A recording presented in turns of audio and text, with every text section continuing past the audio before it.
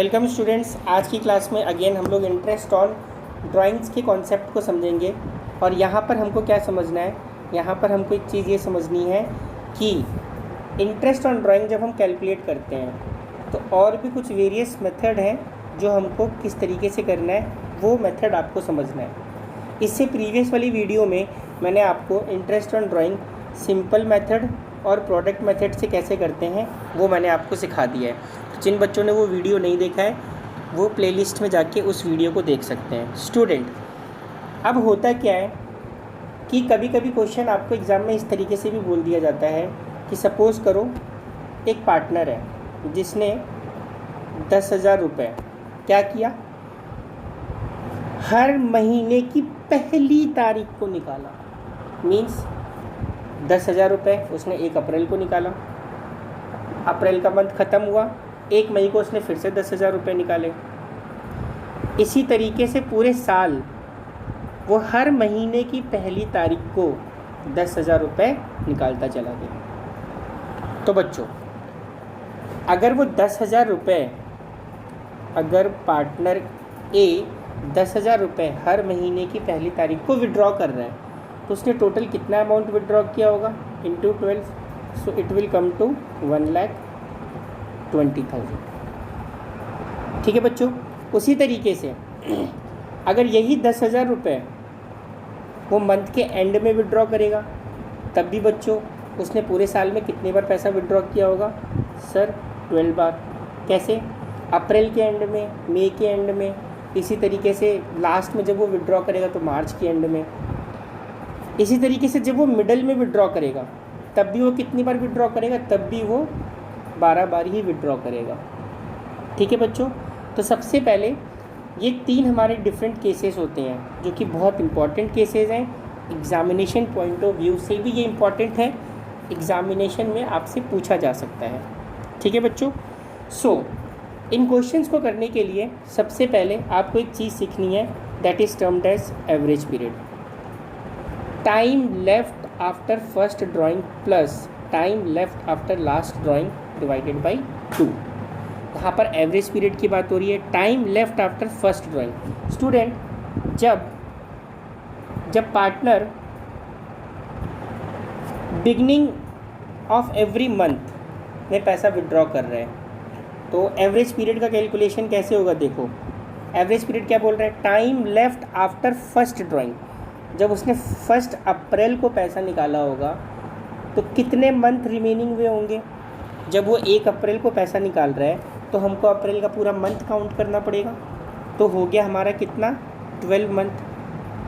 Then फिर वो क्या बोल रहा है? Time left after last drawing. तो उसने आखिरी बार पैसा कब निकाला होगा?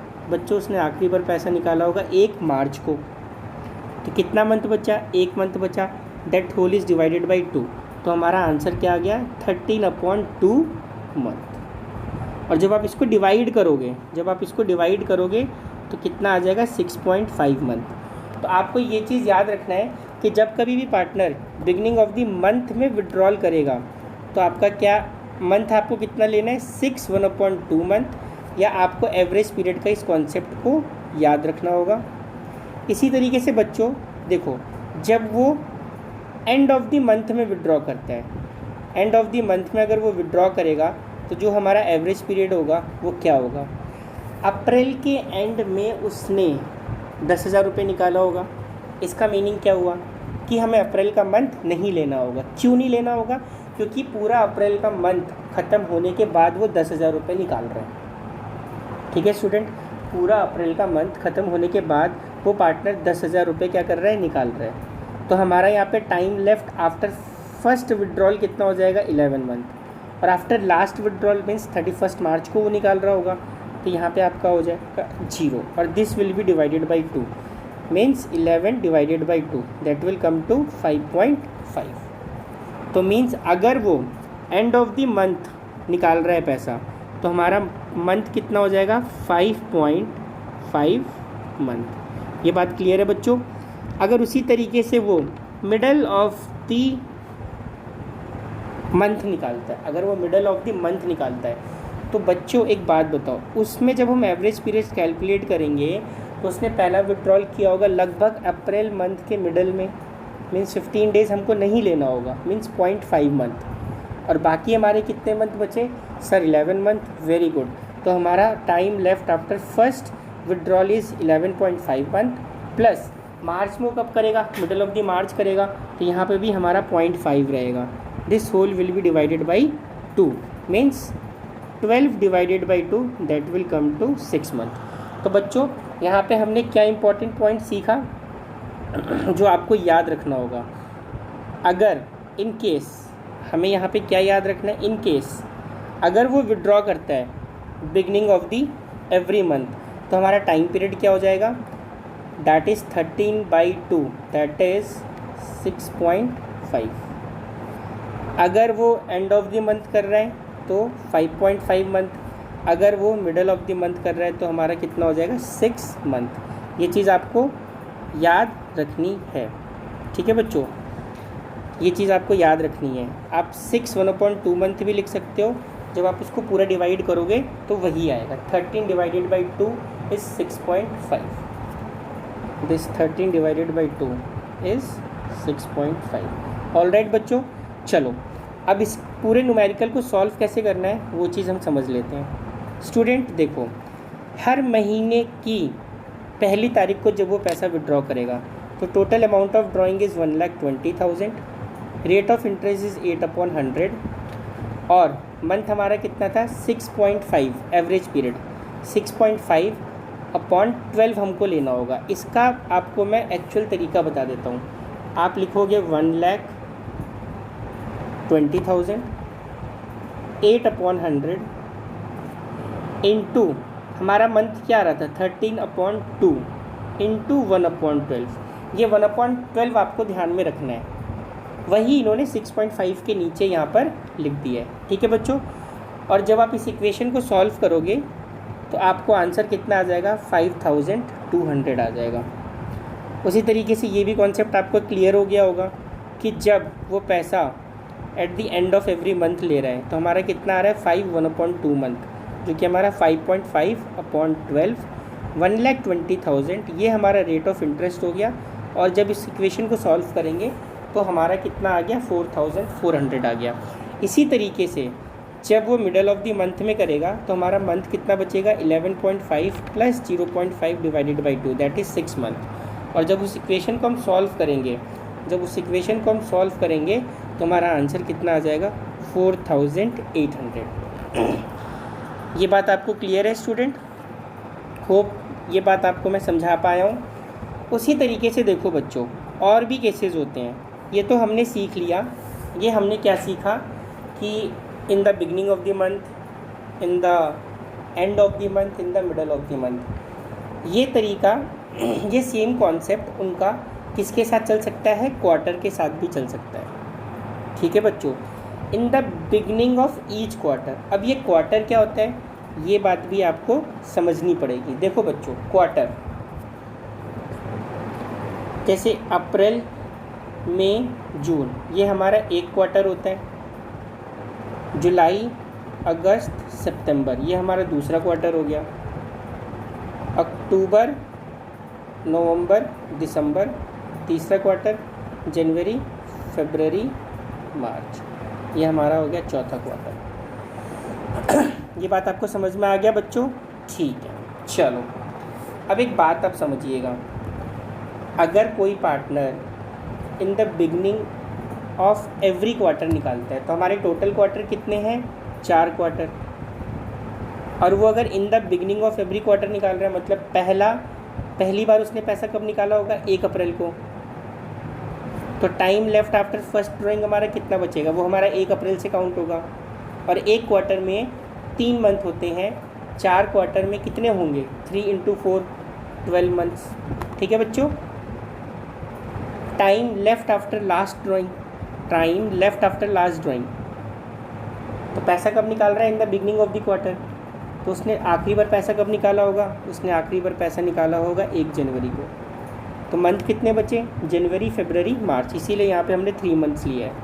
सो 12 + 3 डिवाइडेड बाई 2, या तो आप इसको 15/2 मंथ भी लिख सकते हो, वो भी सही है।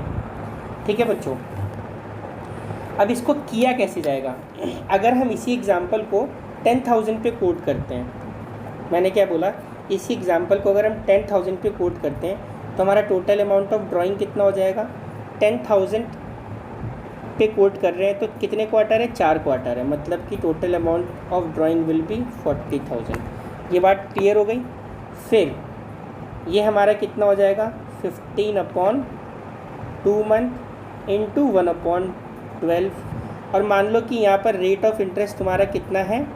10% हम मान लेते हैं, तो ये हमारा कितना हो गया? 10/100। बात क्लियर है? अब इस इक्वेशन को जब आप सॉल्व करोगे तो जो आंसर आएगा वही आपका क्या हो जाएगा? इंटरेस्ट ऑन ड्राइंग हो जाएगा। क्लियर है बच्चों? एक बार मैं आपको फिर से एक्सप्लेन कर देता हूँ। Total amount of drawing will be your 40,000। मैंने क्या बोला? Total amount of drawing will be your 40,000। वो कैसे आएगा? 10,000 इंटू 4, 40,000 इंटू, अगर रेट ऑफ इंटरेस्ट क्वेश्चन में हम 10% मान के चल रहे हैं तो 10/100। अब ये बिगनिंग ऑफ द क्वार्टर की बात कर रहे हैं तो 15/2 इंटू 1/12 ले लोगे आप। ठीक है बच्चों, इंटू 1/12। और इस पूरे इक्वेशन को जब आप सॉल्व करोगे तो जो आंसर आएगा वो अमाउंट हम उसको क्या कर रहे हैं? पे करेंगे।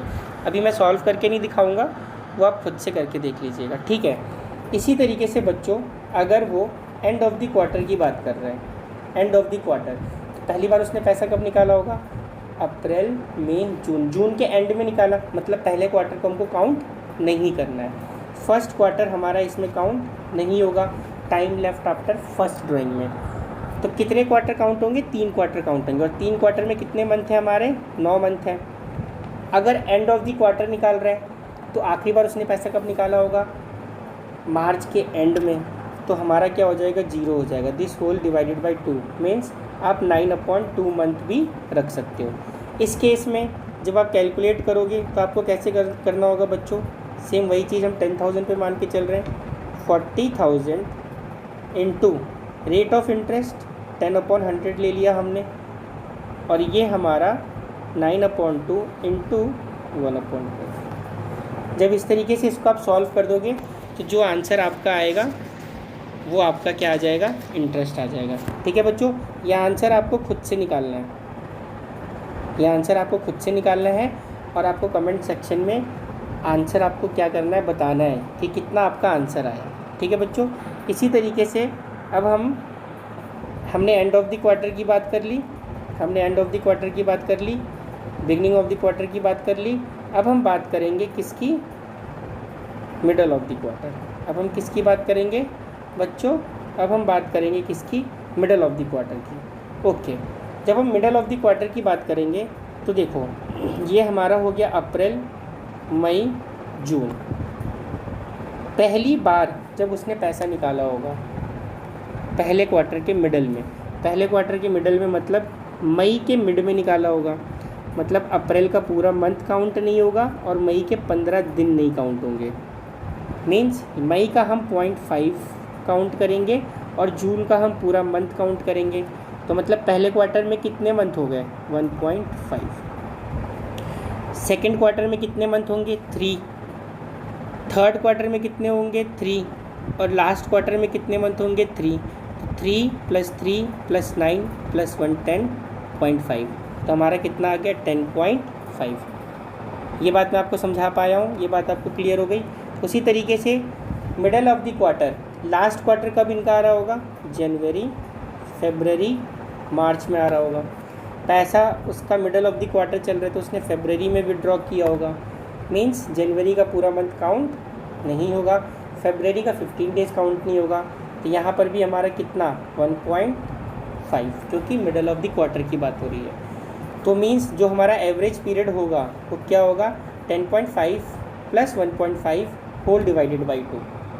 आप देख सकते हैं यहाँ पर 10.5 + 1.5 whole divided by 2, that is coming to 6 month. और सेम तरीका वही है आपका, जब इस पर आप इंटरेस्ट ऑन ड्राइंग कैलकुलेट करोगे मीन्स 40,000 इंटू, बोलो रेट ऑफ इंटरेस्ट हमने 10% पे माना था, 10/100 इंटू 6 मंथ। यहाँ पे हम 6 मंथ ही लेंगे। क्यों? क्योंकि आप जब उसको डिवाइड करोगे तो कितना आ जाएगा, 6 मंथ आ जाएगा। और यहाँ पे नीचे आप 12 लिख दो, या इंटू 1/12 लिखो या 12 लिखो, बात एक ही है।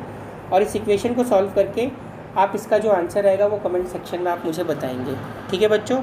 सो आई होप आपका ये सारी चीज़ें आपको क्लियर हो गई होंगी कि किस तरीके से इंटरेस्ट ऑन ड्राइंग हम कैलकुलेट करते हैं जब वो बिगनिंग ऑफ द मंथ में बात करता है। मैंने क्या बोला, जब वो बिगनिंग ऑफ द मंथ की बात करेगा, जब वो एंड ऑफ द मंथ की बात करेगा, और जब वो मिडल ऑफ द मंथ की बात करेगा। अच्छा ये बताइए बच्चों, बिगनिंग ऑफ द मंथ में कितना आएगा? Very good, 6.5।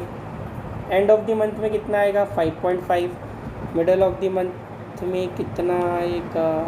6 month. Very good. I hope आपको ये चीज़ क्लियर है, कोई डाउट अब आपको नहीं होगा, ठीक है बच्चों, अब कोई भी डाउट इसमें आपको नहीं होगा। So this is all and for today's video. You can subscribe our channel, press the bell icon so that the notification you will receive. Thanks for watching the video. Thank you so much, student.